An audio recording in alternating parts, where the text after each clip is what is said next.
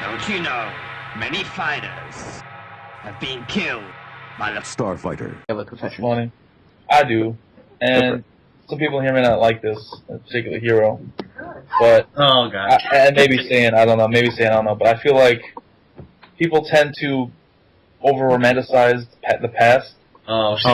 Oh no! Oh, here it comes! Here it comes! I really, and I don't mean Doing and I don't mean in the sense that all the animes in general over romanticize. I feel like people, when they see things as a child, they tend to, it's a nostalgia kind of feeling. You know what I'm saying? They when they see something and it's their first that introduces them to a series or introduces them to a genre, they automatically put it above everything else, and nothing can ever touch it.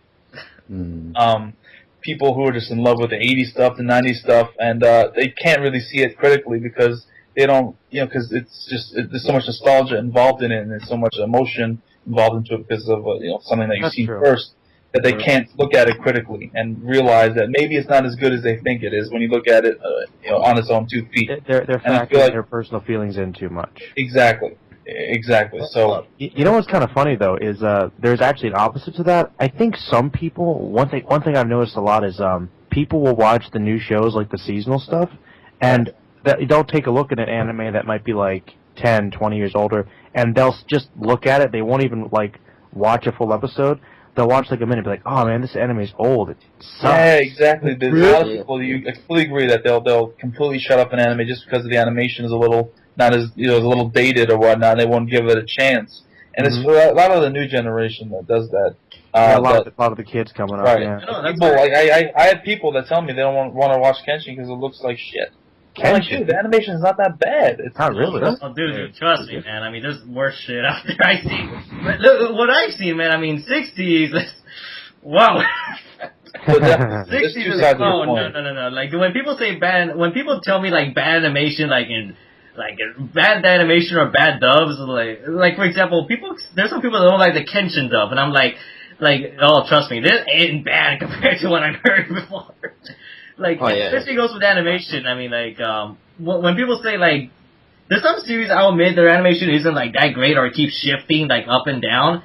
But anything from like the 90s, like easily it's like it's acceptable, it's passable. You could still watch it, no problem. Some they're animation the 90s glitches. Was the era of the big budget, though. Yeah, no, like the What do you mean? Because I mean the OVAs, for example, pretty much every OVA and movie from like 80s and 90s still hold up today outrageously. But if you look at animes like from 85 and older, they're the ones that are shaky. But going back to what I was saying before, though, about just the older animes and stuff, although you kind of gotta respect their influence, I feel like people overrate influence so much. You did say that in your video. I'm not entirely sure though if I'd agree with that statement because I feel like okay, I guess I know where you're coming from because obviously just because somebody did something first and they're more original, it doesn't necessarily mean that it can't be improved upon or done differently some other way.